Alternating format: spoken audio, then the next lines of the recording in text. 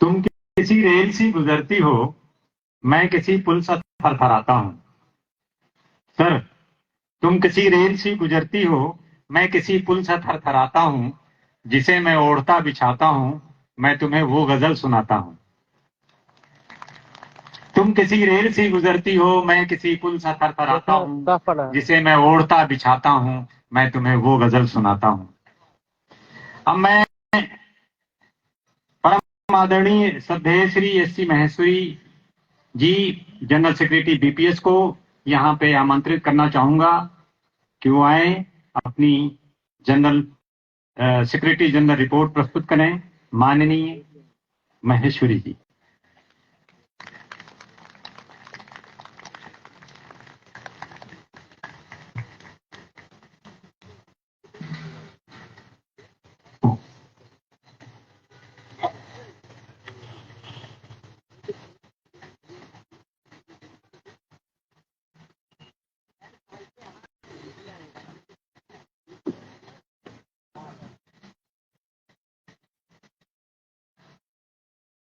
आदरणीय डॉक्टर गंगाधरन जी,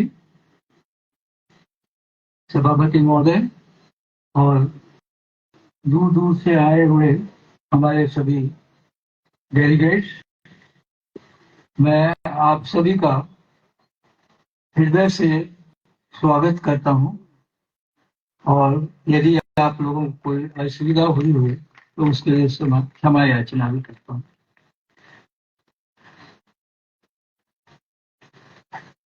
कहते थे, एक कहावत है कि रेल का डब्बा मिनी भारत होता है।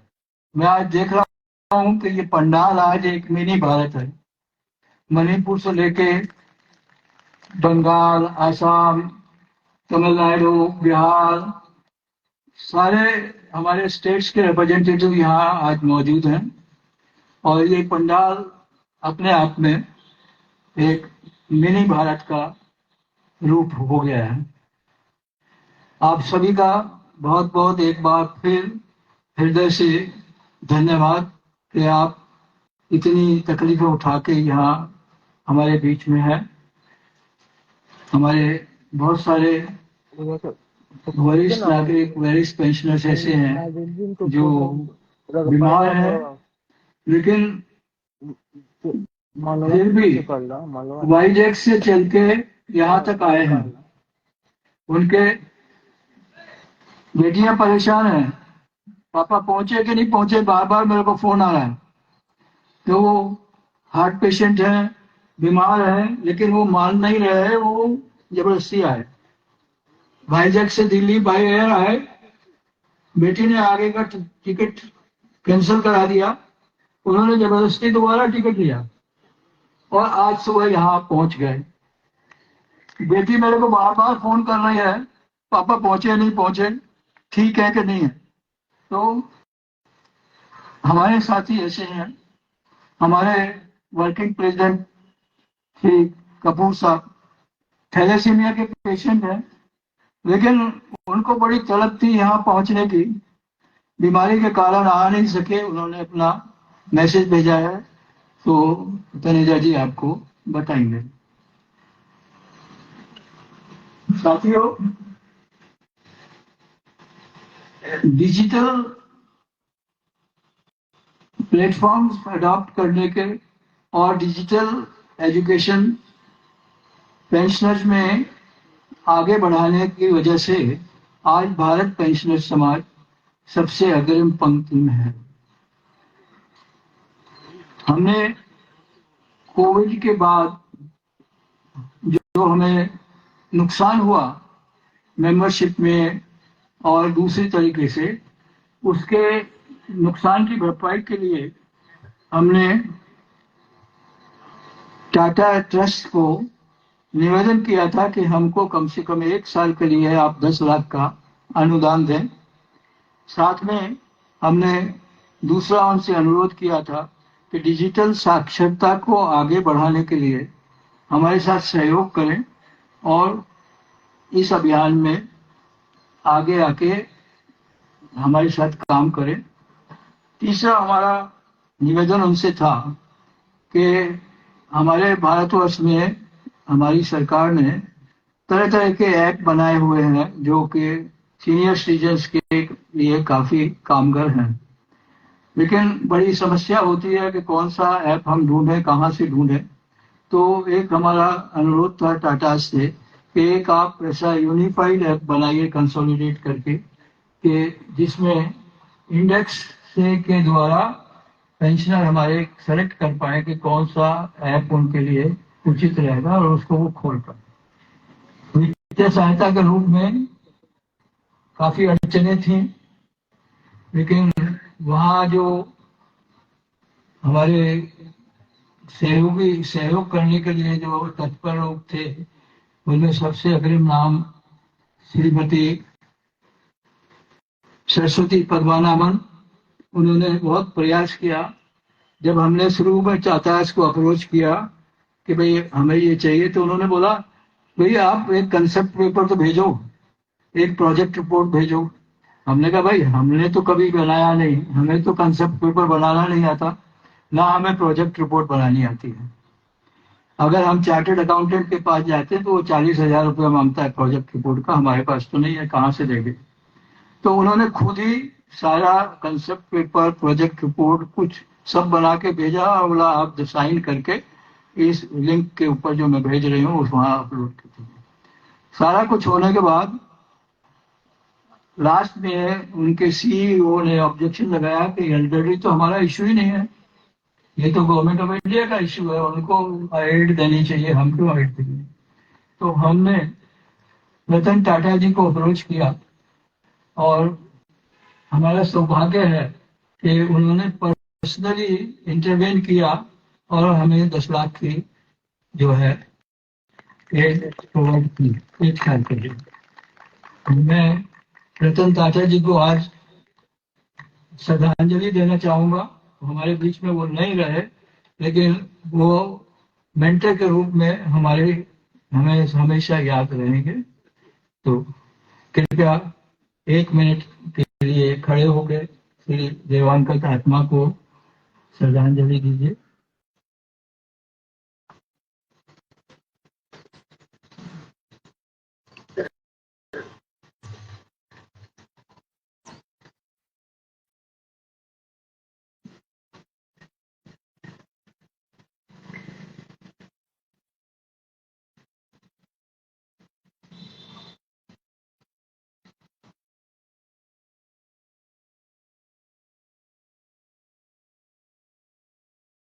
जी शांति। धन्यवाद।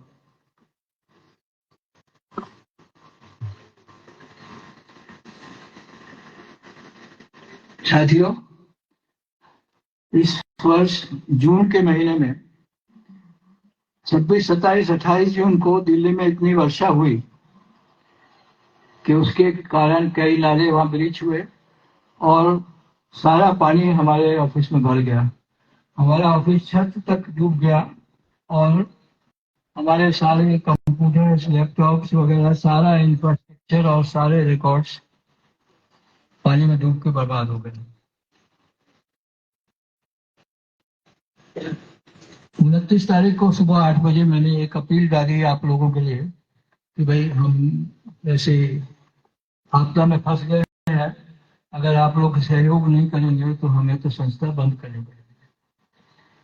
10 बजे से जो झड़ी लगी डोनेशन आने की, 1 महीने में आप लोगों ने हमें 8 लाख से ऊपर का सहयोग दिया, उसके लिए बहुत बहुत धन्यवाद।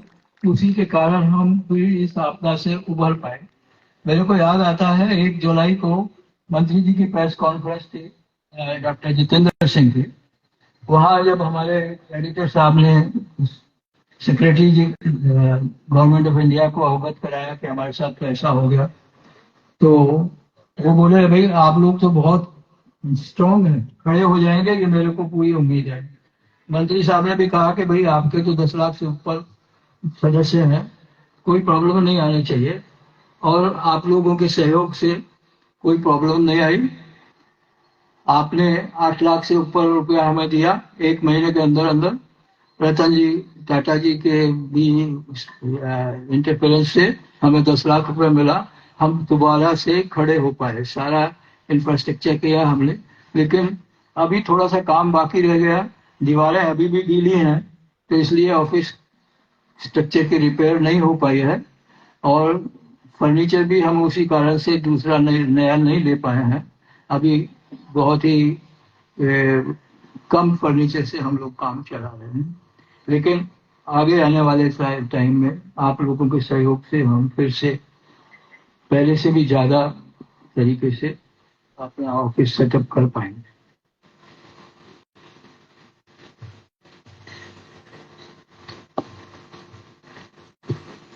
आज बीपीएस को गवर्नमेंट ऑफ इंडिया के हर फंक्शन में बुलाया जाता है, और मिनिस्टर साहब की भी कॉन्फ्रेंसिस में हमको इनवाइट किया जाता है। एक समय था कि हम मिनिस्ट्री ऑफ पेंशन के सेक्रेटरी साहब से अपॉइंटमेंट मांगते थे, लेकिन वो अपॉइंटमेंट मिलने में काफी तकलीफ होती थी, कई दफा मिल नहीं पाता था।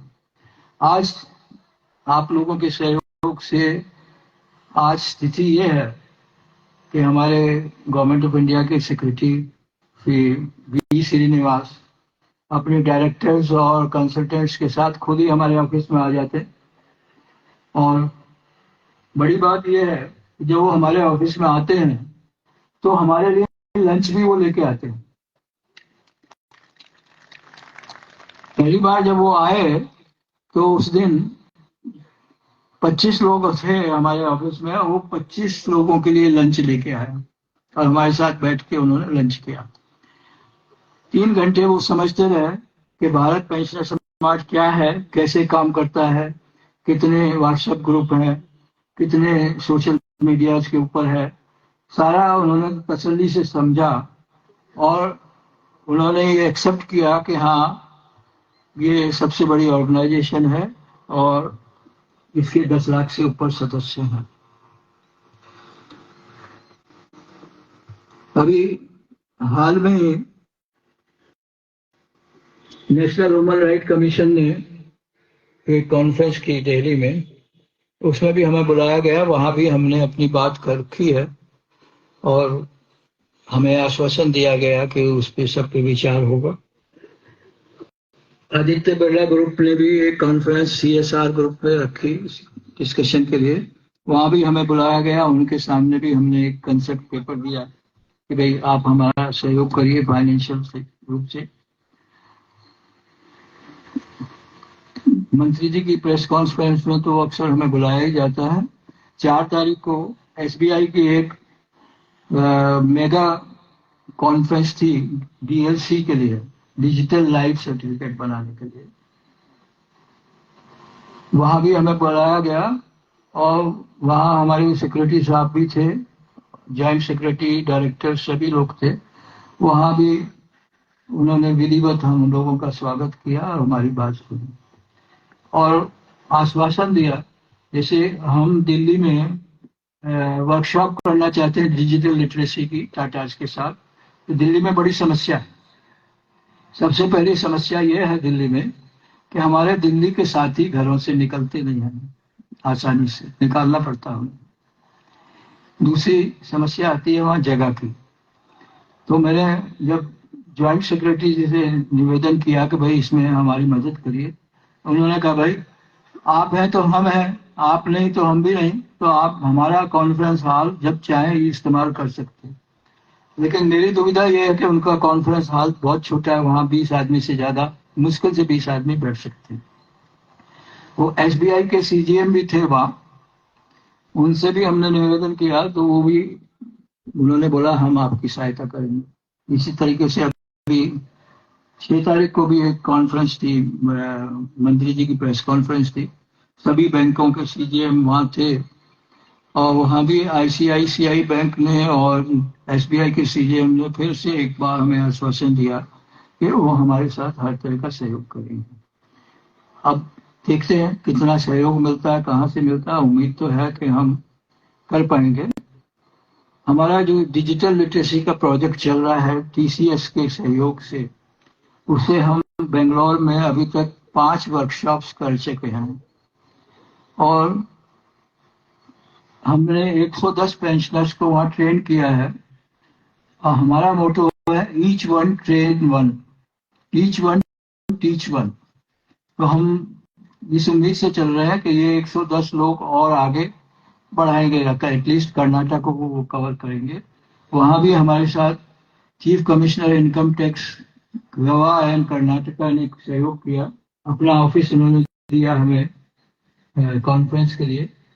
और 50 लोग वहाँ हर वर्कशॉप में जो आए लोग उनका नाश्ता पानी और लंच भी उन्होंने 2 दिन कराया है।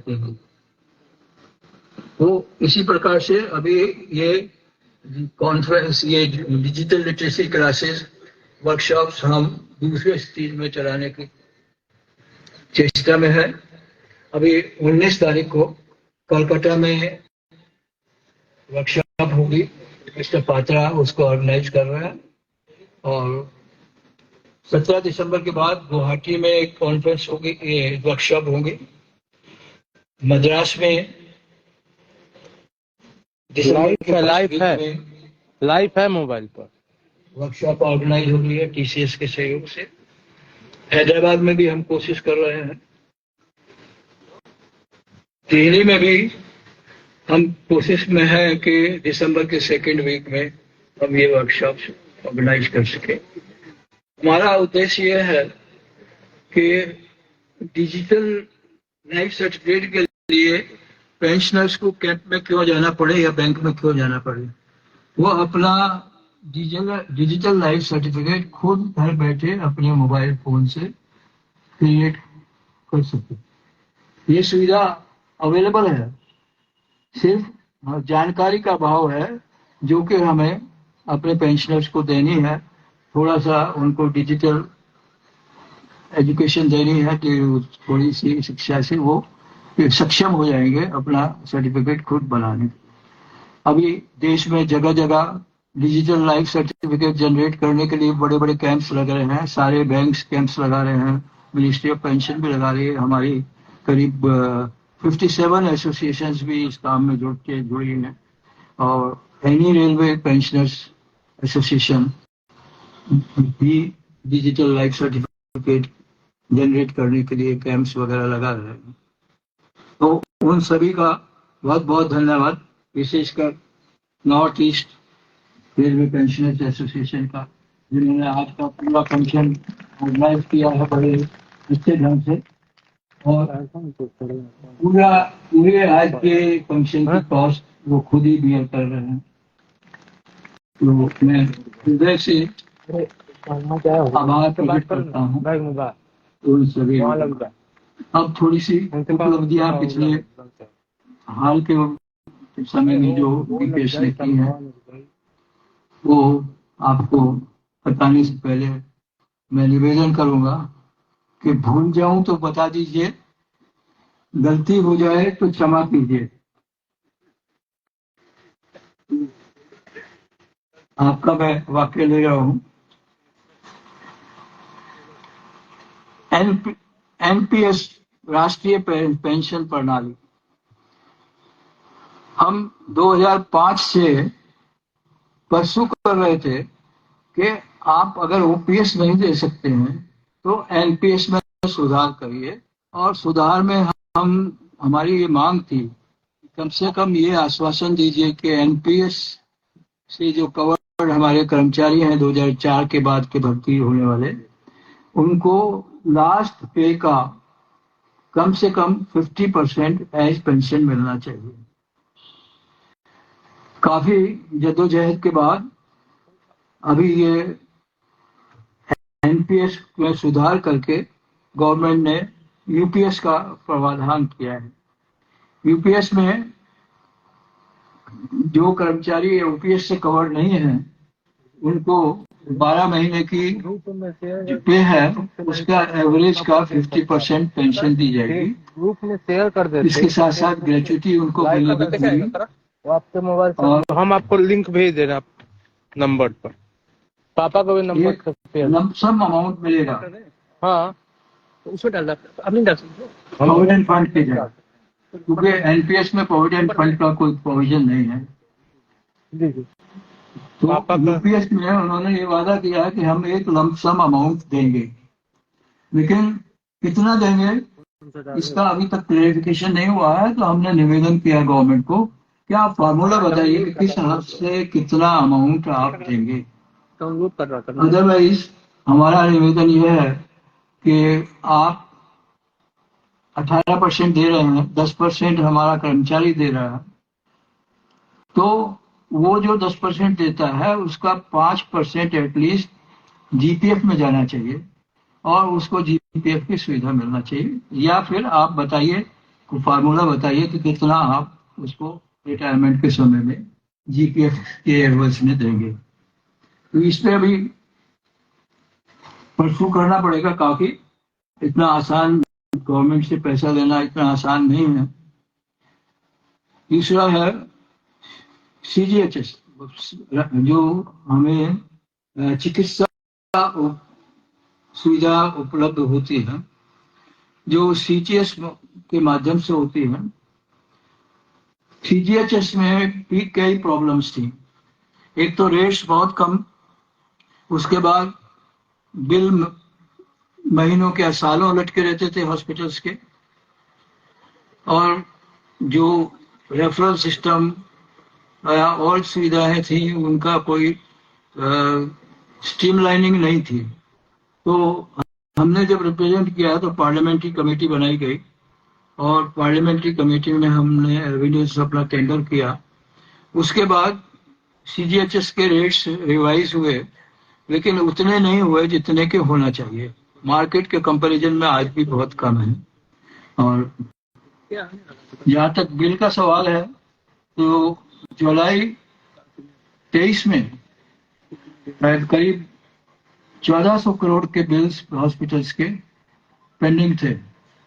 उस समय जो हमारे पापा थे हेल्थ मिनिस्टर से मिस्टर मनसुख मांडविया, आजकल वो लेबर मिनिस्टर हैं, उनको हमने अप्रोच किया और उन्होंने जुलाई के फर्स्ट वीक में पूरे फेसबुक खोलिए अपना, की सब ऑफिसर्स की मीटिंग कॉल की। एक लिंक आपको मिलेगा, वो समस्या पूछी गई, क्या समस्या, क्यों नहीं बिल क्लियर होते हैं, और वो 1400 करोड़ के बिल 15 दिन में क्लियर किए गए। उसके बाद उन्होंने आश्वासन दिया कि हमने सिस्टम का स्ट्रीमलाइनिंग कर दिया है और आगे आने वाले टाइम में ये ज्यादा असुविधा हॉस्पिटल्स को नहीं होगी। अभी करंट में थोड़ी बहुत कहीं कहीं है और हमें उम्मीद है जल्दी ही उसका भी निराकरण कर दिया जाएगा।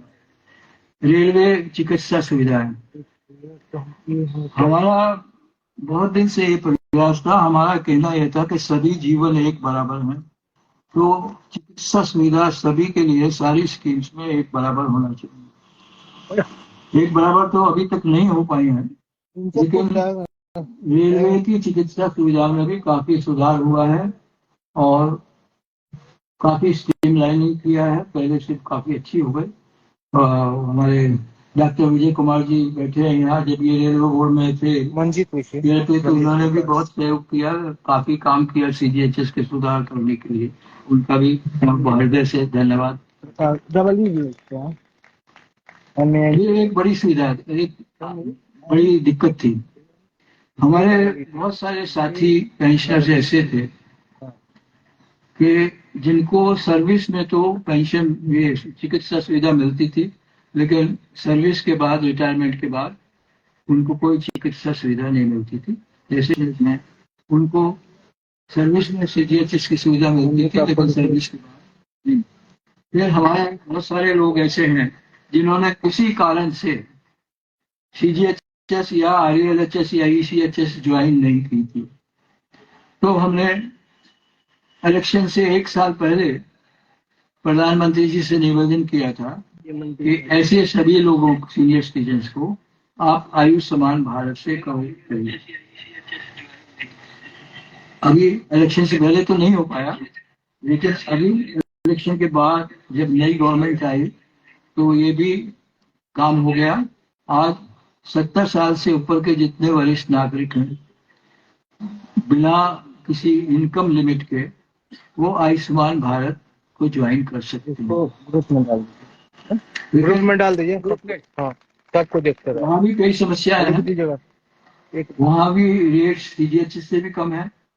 उसके लिए हम परसू कर रहे हैं और हमारे 2 निवेदन हैं। हाँ, एक तो ये है कि आप रेट्स को रिवाइज करिए, सीजीएचएस को और आयुष्मान भारत के दोनों को, उनको लिख दीजिए कम से कम करने को। एक लेवल पे ऐसे पे लाई है जो हॉस्पिटल्स को भी एक्सेप्टेबल। साथ में ही दूसरी समस्या ये है कि हमारे जो सुपर स्पेशलिटी हॉस्पिटल्स हैं, कोविड के बाद से वो अपने रेट्स मनमाने तरीके से बढ़ाते जा रहे हैं। तो हमारा गवर्नमेंट से निवेदन यह है कि आपने जो क्लिनिकल एस्टेब्लिशमेंट रूल्स 2012 में बनाए, उनको आप लागू करके उन हॉस्पिटल्स को रेट्स को, सुपर स्पेशलिटी हॉस्पिटल्स के रेट्स को कंट्रोल। पार्लियामेंट की कमेटी ने, जब हम लोग वहाँ एविडेंस दे रहे थे, तो उन्होंने एक सवाल कहा कि ऐसा करेंगे तो हमारे साथ कोई प्राइवेट हॉस्पिटल आएगा ही नहीं। हमने वही क्यों नहीं आएगा?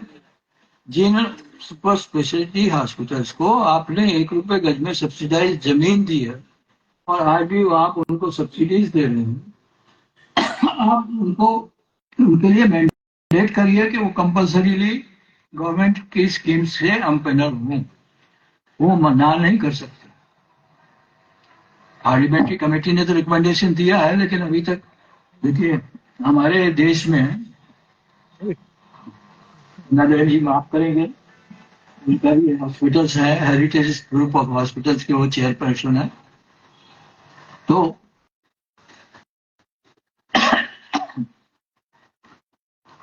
उसमें भी ये है कि भाई आप वहां रेट कंट्रोल करिए और यहाँ रेट रिवाइज करिए अपवर्ड्स, और एक मैकेनिज्म क्रिएट करिए जिससे समय समय पे ये रेट्स रिव्यू हो और ये सुविधाएं, जिससे हमें सही ढंग से सुविधा मिले। अभी क्या हो रहा है कि जब आप रेफर होके जाते हैं किसी प्राइवेट हॉस्पिटल में, तो केवल इंटर्न्स आपको अटेंड करते हैं। भगवान ना करे कि सर्जिकल का केस है तो आप अपनी किस्मत से ही बाहर आते हैं अगर आप सुपर स्पेशलिटी हॉस्पिटल में चले गए। मच्छर बहुत, क्योंकि वहां जो कुछ भी होता है वो इंटर्न्स के हवाले ही होता है। अभी मैं आपको एक एग्जांपल बताऊं, हमारी मैनेजिंग कमेटी मेंबर श्रीमती भाग्यवती जी हैं हैदराबाद में। उनको कुछ आंख की प्रॉब्लम थी, प्लेटलेट वगैरह के ऊपर। रेलवे हॉस्पिटल गए, रेलवे हॉस्पिटल ने उनको रेफर कर दिया। मैंने उनको बोला भैया आप रेफर करा के प्राइवेट हॉस्पिटल में मत जाइए, आपको जाना है तो प्राइवेटली हैदराबाद में कई आई हॉस्पिटल बड़े हैं, वहां जाइए और खर्चे पे, अपने खर्चे पे करा लीजिए, या चेन्नई चले जाइए सेंट्रल नेत्रालय। लेकिन उन्होंने बोला नहीं, रेलवे ने मेरे को रेफर किया, प्राइवेट हॉस्पिटल में अच्छी सुविधा मिलेगी। आज नतीजा यह है कि दोनों आंखें उनकी खराब हो गई और ठीक नहीं हो पा रही, चलने फिरने में लाचार है, इसी वजह से वो आज यहाँ आ नहीं पाई है। तो प्राइवेट हॉस्पिटल में जब आप रेफर करके जाते हैं तो वहां इंटर्न्स ही आपको अटेंड करती है। अगर सर्जिकल केस है तो भी अंदर मालूम नहीं है कि कंसल्टेंट या मेन सर्जन खाली बैठ के सुपरवाइज कर रहा है या खुद कर रहा है ऑपरेशन, या इंटर्न्स से कर रहा है। और ये इसलिए है कि रेट्स बहुत कम है और बिल्स टाइमली पेमेंट होना चाहिए, रेट्स कंपेरेबल होना चाहिए मार्केट से। इसके ऊपर हमारी काफी कोशिश चल रही है और आशा है कुछ समय में। दूसरा एक बड़ा इश्यू है शिकायतें निवारण पेंशनर्स की। सीपीएन ग्राम्स के माध्यम से हम काफी शिकायतें पेंशनर्स की निपटा पा रहे हैं, और सीपीएन ग्राम के माध्यम से वहाँ जो डायरेक्टर इंचार्ज हैं वो भी हमारी बहुत मदद कर रहे हैं। हम कोई भी केस रेफर करते हैं तो वो पर्सनली टेकअप करके कराते हैं।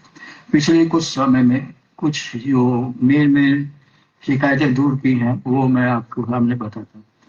श्रीमती श्यामा देवी, इनकी पेंशन बंद हो गई थी क्योंकि हैवी रिकवरी बैंक ने निकाल ली थी। देखना था पर मुझे। हमारे आमिर रमन जी के प्रयासों से वो मामला सुलझा और उनकी पेंशन दोबारा से चालू हो गई। श्री के एस गर्ग, उनका रिइंबर्समेंट था रेलवे से 32 लाख का, जो कि नहीं मिल पा रहा था। वो भी आमिर रमन जी के प्रयासों से वो भी 32 लाख रुपए का रिइंबर्समेंट उनको मिल गया, जो कि अपने आप में एग्जाम्पल है। रेलवे से 32 लाख रुपया रिइंबर्समेंट लेना बहुत बड़ी चीज है, लेकिन वो हुआ है। श्रीमती कृष्णा देवी, उनकी भी पेंशन से कटौती की समस्या थी बहुत ज्यादा, वो भी सुलझाई गई। अब मैं कुछ बताना चाहूंगा कि आगे हमारी क्या योजना है। हमारा बीपीएस का जो कंसेप्ट है, हम नारेबाजी स्ट्रीट फाइट में विश्वास नहीं करते, हम कोर्ट में जाना भी अवॉइड करते हैं। हमारी जो है, हम सिर्फ वकालत और परसुएशन के माध्यम से अपने काम कराना चाहते हैं। और हमारा सिंपल, जब हम किसी ऑफिसर से मिलने जाते हैं तो सिंपल सा एक सवाल रहता है कि सर, अगर आप हमारी मदद कर सकते हैं तो कर दीजिए, अगर आपकी पावर में नहीं है तो प्रॉपर अथॉरिटी को रिकमेंड करके भेज दीजिए, क्योंकि रिटायरमेंट के बाद नहीं तो आपको भी ये प्रॉब्लम फेस होता। मैं कई बार गया डॉक्टर विजय कुमार जी के पास, जब ये कुर्सी पे थे, तो आप पूछ लीजिए मैंने कभी लड़ाई झगड़ा तो नहीं किया। सिंपल एडवोकेसी है हमारी, और उसी का नतीजा है कि आज वो हमारे साथ है, हमारे सदस्य, सक्रिय सदस्य हैं। तो बहुत सारे काम हो जाते हैं बिना नारेबाजी। अब से नारेबाजी करिए, आप स्ट्रीट प्रोटेस्ट करिए, तो मेरा स्ट्राइक करिए, स्ट्राइक पेंशनर से तो कोई मतलब ही नहीं रखती। तो मेरा अनुभव ये है कि उससे काम बिगड़ता है, होता नहीं है। ये जितने हम काम करा पाए हैं सब बातचीत से करा पाए। रेलवे से 32 लाख का, यहाँ हमारे Aamir Raman ji deputy CPO retire हुए हैं, सेन गुप्ता जी बैठे हैं, ये भी पर्सनल से एसपीएस रिटायर हुए। तो आप इनसे पूछिए कि 32 लाख रुपया रेलवे से रिएम्बर्स मिल रहा है, कितनी बड़ी बात है। लोग जाते हैं कोर्ट में, क्वेट में जाएंगे, फिर हाई कोर्ट में जाएंगे, फिर सुप्रीम कोर्ट में जाएंगे। रेलवे का तो पैसा लगता नहीं, दर्जनों वकील खड़े हो जाते। और मेरे को याद है एक केस में हाई कोर्ट ने उनसे सवाल किया, वही कितने का रिएम्बर्समेंट, कितने का, कि 9,500 का। आपने कितने वकील हायर किए हैं? 10 वकील मेरे सामने खड़े हैं, कितना पैसा आपने रख दिया? तो आप 9,000 रुपये दे क्यों नहीं देते भाई? तो रेलवे में स्थिति ये होने के बाद भी हम 32 लाख का रिएम्बर्समेंट मेडिकल का इनको, किसी गर्भ को दिला पाए। वो देखिए, हमारे जो भी हमारे सदस्य हैं मैनेजिंग कमेटी के या पदाधिकारी हैं, उनके लिए ये एक चैलेंज है काम करना। ये खाली एक टैग नहीं है, हम लोगों को खटना पड़ता है आप लोगों को सुविधाएं दिलाने के लिए। वो हमारा कोई भी ऑफिस बेरर अभी पीछे नहीं हट रहा इन चीजों से। जब हमें जरूरत पड़ती है, कोई वित्तीय संकट आन पड़ता है, तो हमारे अपने ऑफिस बेरर्स जेब से पैसा देते हैं, 30,000, 40,000, 50,000 अपनी जेब से पैसा देते हैं, अपनी पेंशन से। जब हमारे ऑफिस में जॉइंट सेक्रेटरी आए थे पेंशन डिपार्टमेंट के, उन्होंने पूछा था भी आप अपनी जेब से क्यों पैसा दे रहे हो? हमने कहा सर, अगर हम नहीं देंगे तो हम अपने साथियों, अपने मेंबर्स से मांगेंगे कैसे? हम देंगे तभी तो वो आगे आएंगे, तभी तो हम उनको निवेदन करेंगे कि भाई आप भी दीजिए, हमारे सहयोग करिए। और खूब सहयोग मिलता है। मैंने आपको एग्जांपल बताई, 1 महीने में 8 लाख रुपया आप लोगों ने हमें दिया, और ये मैसेजेस आए कि बंद करना का तो आपके पास ऑप्शन ही नहीं है, आपको तो चलते रहना ही है। तो वो एक हमने देखा कि भाई, हम समझते थे भाई हमारी तो कोई पॉपुलरिटी नहीं है, लेकिन उसके बाद हमने समझा भाई हमारी भी कुछ पॉपुलरिटी पेंशनर्स के बीच में है। उसके बाद एक बार फिर से मैं आपको धन्यवाद दूंगा। तो हमारी आगे की योजना यही है कि हम वकालत के माध्यम से ही परसुएशन, और जो है देखिए हमारा काम जो है, यहाँ माताएं बहनें मेरे को माफ करेंगी, हमारा जो है कि हमको एक नैगिंग वाइफ की तरह से एडमिनिस्ट्रेशन के पीछे लगना पड़े। जैसे घर में आपको पत्नी पीछे पड़ी रहती है कि ये करो नहीं करो, ये क्यों नहीं किया, याद क्यों नहीं रहा, इसी तरीके से हम एडमिनिस्ट्रेशन के पीछे लगे रहते हैं। तो हमारा रोल जो है एक नेगिंग वाइफ का रोल है, उसके माध्यम से हम बहुत कुछ करा पाए हैं। और अब जो जमाना डिजिटल का है, तो हम जो प्रोटेस्ट करते हैं या आवाज उठाते हैं तो सोशल मीडिया के हिसाब ऊपर उठाते हैं। फेसबुक है, ट्विटर है, लिंक्डइन है, इंस्टाग्राम है, इन सब पे हम उठाते हैं। और हम चाहते हैं कि जब हम कोई भी इश्यू सोशल मीडिया पे डालते हैं, अगर आप लोग उससे सहमत हैं तो उसके फेवर में कमेंट करके आप ज्यादा से ज्यादा उसको शेयर करें, जिससे वो गवर्नमेंट के पास पहुंच सके। जो इशू वायरल होता है उस पे गवर्नमेंट की तरफ से जरूर एक्शन होता है। और आप अगर उससे सहमत नहीं है तो आप हमें बताइए कि इसमें क्या हम सुधार करें, कहाँ हमारी गलती है, तो हम उसके हिसाब से करेंगे। लेकिन सोशल मीडिया आज के जमाने में बहुत बड़ा हथियार है। मेरे को कई हमारे साथियों ने बोला कि कौन पढ़ता है कौन देखता है। मैंने कहा अच्छा, मैं एक एग्जांपल देता हूँ आपको। ट्विटर के ऊपर किसी भी डिग्नेटरी के अगेंस्ट आप कुछ उल्टा सीधा लिखिए, अगर दूसरे दिन सुबह आपके दरवाजे पुलिस आ जाए तो आप मान लीजिए कि पढ़ते हैं लोग, नहीं तो मैं आपकी बात से एग्री हो जाऊंगा। हर मिनिस्ट्री में 24/7 मीडिया सेल बना हुआ है, जो कि सारे आपके सोशल मीडिया पे जो भी पोस्टिंग होती है उसको मॉनिटर करते हैं। लेकिन जो इश्यूज वायरल हो जाते हैं उन्हीं को वो आगे प्रोसेस किया जाता है। हमारा जब कभी कोई चिट्ठी प्राइम मिनिस्टर के पास पहुंच जाती है, चिट्ठी तो हम बहुत लिखते रहते हैं, तो उनका बाय नेम जवाब आता है मेरे पास। नरेंद्र मोदी जी की 2 चिट्ठियां हमारे पास बाय नेम आ चुकी हैं, और हमारे काम होते हैं, क्योंकि हम कोई ऐसी बात देते नहीं उनको जो कि हो ना सके। हम जस्टिफिकेशन पूरा देते हैं अपनी डिमांड का, साथ में हम ये भी बताते हैं कि इसके लिए फाइनेंसिस कहाँ से आएगा, इसके लिए कैसे आएगा। एक जगह काफी पैसा इन्वॉल्व होता है, तो फाइनेंशियल दिक्कतें आती हैं, समय लगता है, लेकिन काम होते हैं। तो दूसरा क्या है, सदस्यता अभियान हम चलाना चाहेंगे। कोविड के बाद से हमारी जो सदस्यता है, जो सब्सक्रिप्शन है हमारी मैगजीन का, पहले कोविड से पहले हम 5,000 मैगजीन छापते थे, और 62,000 मैगजीन हमारी थ्रू ईमेल जाती थी। आज स्पेशल ये है कि मुश्किल से 1100 मैगजीन हम छाप पा रहे हैं, जिसके कारण से मैगजीन की कॉस्ट बढ़ गई।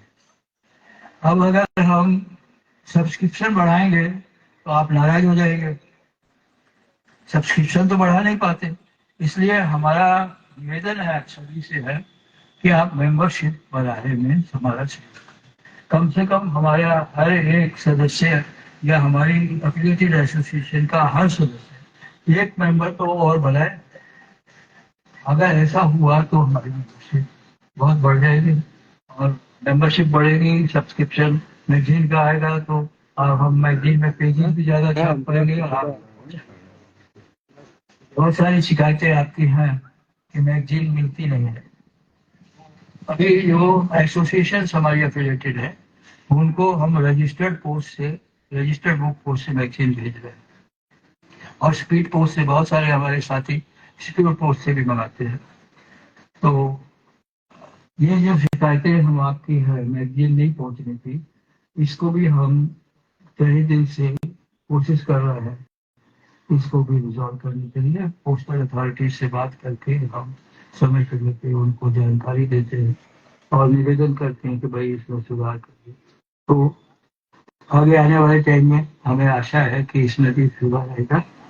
और इन सभी छोटी मोटी बातों के साथ मैं अपनी वाणी को विराम दूंगा और एक दफा और आपसे निवेदन करूंगा, अगर भूल गया हूं तो याद करा दीजिए, गलती हुई है तो क्षमा कर दीजिए। धन्यवाद बहुत बहुत, एक बार बहुत बहुत हृदय से आप सभी का स्वागत है। तो हमेशा हमारी एजीएम में आते हैं, बाहर भी विदेश में भी होते हैं तो हमारी एजीएम अटेंड करने के लिए जरूर आ जाते हैं। तो आगे भी मैं उम्मीद करता हूँ कि ऐसे ही सहयोग आप सबसे और डॉक्टर गंगाधर जी से भी हमें आगे भी ऐसे सहयोग मिलता है। बहुत बहुत धन्यवाद। एक बार फिर हृदय से आप सभी का अभिनंदन। अगर कोई असुविधा आपको हुई हो उसके लिए क्षमा याचना।